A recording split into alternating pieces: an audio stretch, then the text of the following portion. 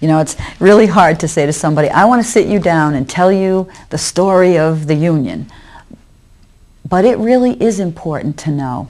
It's amazing to me to think that just 10 years before I started teaching, female teachers had to leave the profession if they were pregnant. I don't know that young people or new people to the profession know the struggles that went on to get the benefits that we enjoy. And I think that when you don't know that, you tend to dismiss it. You tend to think that these things are just the way it is. And if we think that it's just the way it is, it may end up someday being just the way it was, because if you don't know how hard you had to fight to get it, you don't value it in the way you really need to value it. And if you don't value it, you're in danger of losing it. And today I think we are very much in danger of losing some of the things that we may take for granted. And so I think knowing something about the history of this union and the things that went before us, the people that went before us, the hard work that it took to get what we have today is absolutely critical. The first 60 years of the 20th century were not kind to school teachers. Women teachers fought discrimination. Loyalty oaths were forced upon teachers. Low pay and no pensions ruled the day. And there was growing labor unrest. Fortunately, help was on the way. Going back to the early 1900s, there were teachers in the state of Rhode Island who were struggling to improve their working conditions, who were struggling to improve their salaries. And as early as 1910 and 1912, teachers were gathering together, trying to form organizations that could help them improve their lot. Back in 1949, there were 5 groups of teachers in the state of Rhode Island who were organized and asked the American Federation of Teachers for a charter so that they could form individual unions of the American Federation of Teachers and come together as a state federation known as the Rhode Island Federation of Teachers. Now together, they worked to improve their working conditions, their salaries, their fringe benefits, and the institutions in which they worked and the clients that they served.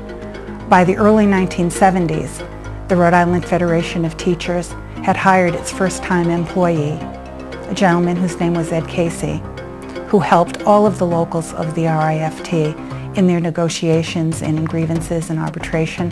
By 1973, the RIFT had a full-time president, a gentleman whose name was Ed McElroy.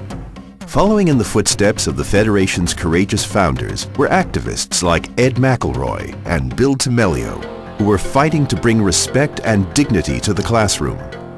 The ability to bargain collectively brought you the opportunity to sit and make these things known to people. There was never a chance to do that before. Sure, you could go to school board meetings, but nobody cared. You didn't have any clout. Nobody paid any attention to you, and so there was very little dignity in the job. You were respected in the community because you were a teacher, but in terms of your work and the employment, there was no dignity and no ability to voice your opinion. When we started, teachers were living in a very arbitrary world. They were completely at the discretion of what the administration was willing to do for them. Sometimes it was good, sometimes not. And their salaries were the kind that would have led to a life of genteel poverty. We made a lot of progress because we, as an organized voice for teachers and for the educational world, we were able to be heard and to play a role in determining how things were going to work.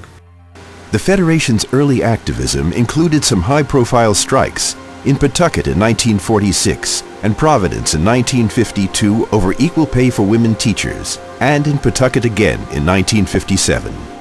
Pawtucket teachers were out on strike for a long time for just these issues.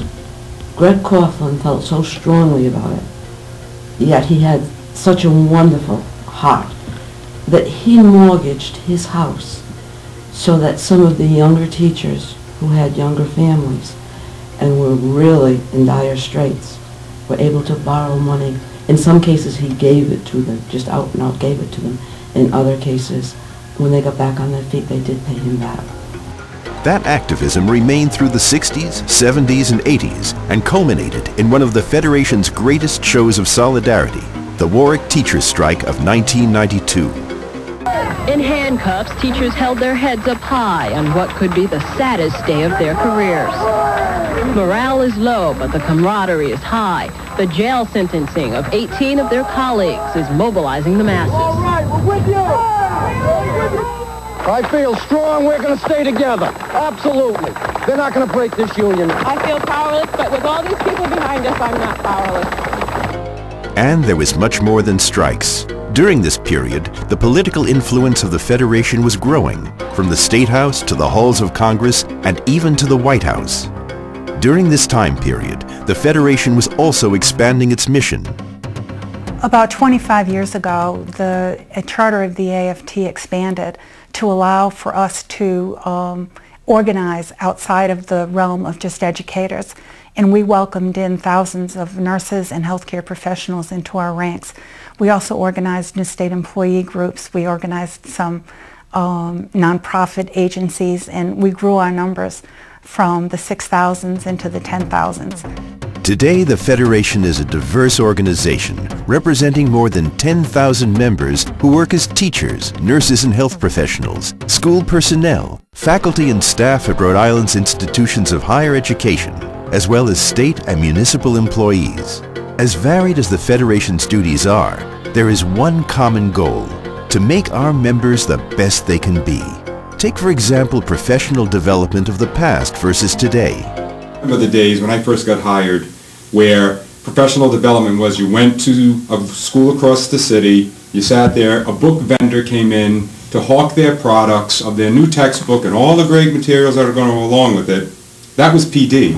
Today, the Federation offers a wide range of professional development opportunities. We offer our education research and dissemination program. We offer, through our partnership with the University of Rhode Island, graduate level courses. We have been contracted with, if you will, by the Department of Education to provide all of the training for Reading First teachers in the state, which I think is pretty groundbreaking. And we just constantly are working with our local leaders, our local members, and the trainers that we have from all corners of the state, local leaders from every one of our locals who provide this service to our members.